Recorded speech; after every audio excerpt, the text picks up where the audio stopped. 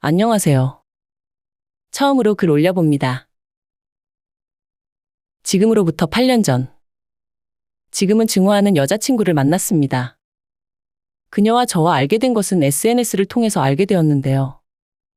그것도 직접적으로 알게 된 것이 아니라 SNS에서 알게 된 여자친구가 저에게 장난을 친다고 자기랑 친한 친구와 저를 단톡에 초대해서 알게 되었습니다.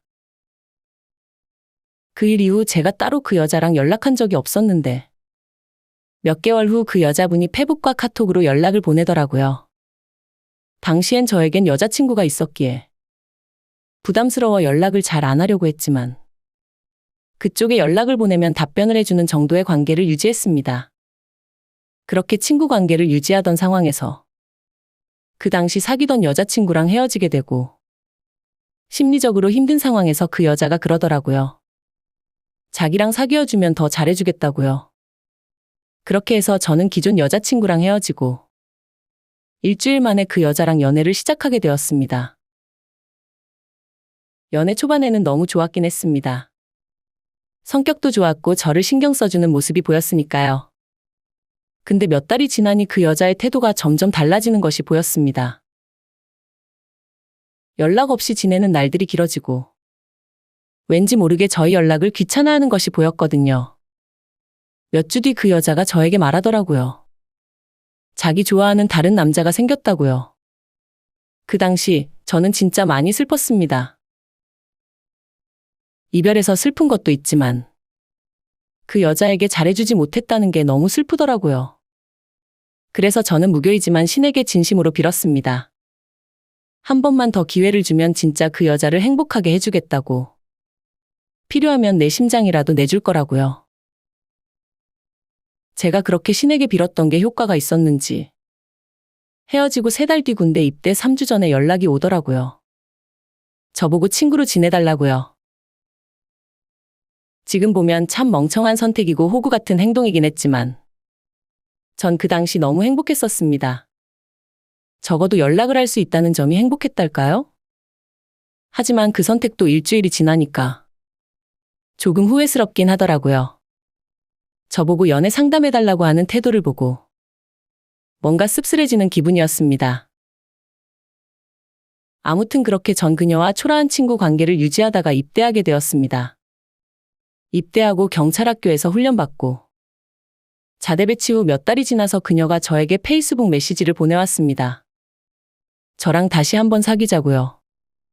자기가 저랑 헤어지고 다른 남자들을 만나봤지만 그 남자들에게 집중도 안 되고 아주 힘들었다고 하더라고요.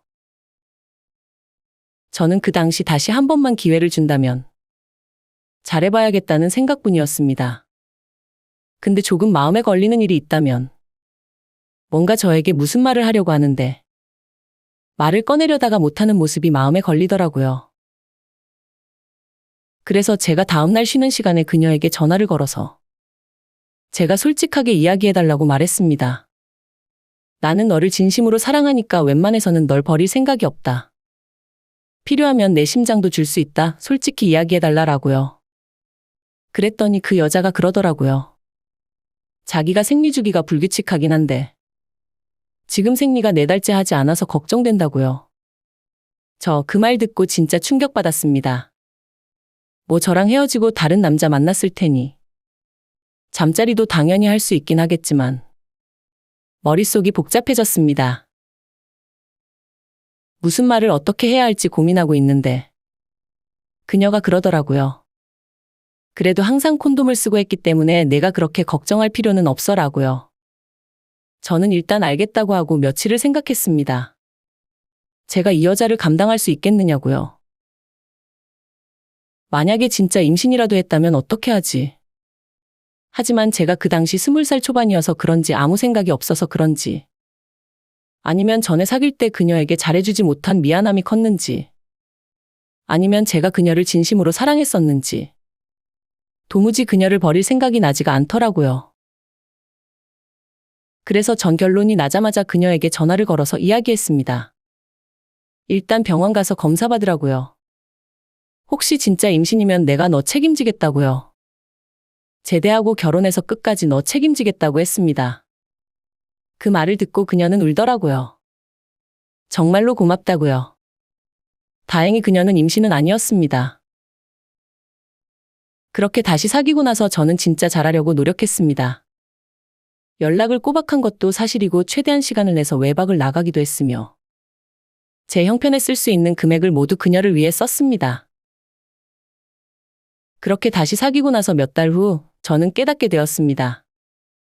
과거든 지금이든 제가 그녀에게 잘해주지 못한 게 잘못이 아니라는 것을요. 그녀와 처음 연애할 땐 제가 그녀에게 잘해주지 못해서 그녀가 떠난 줄 알았는데 잘해주니까 다른 남자랑 바람을 피우더라고요. 그렇게 해서 저와 그녀의 두 번째 연애는 종료되었고 저는 그녀와 연락되는 모든 수단을 다 차단했습니다. 그렇게 두 번째 이별을 겪고 제가 수경이 되기 한 달 전이었나. 자주 연락하지 않던 고등학교 친구로부터 연락이 왔습니다. 헤어진 여자친구 이야기를 하더라고요.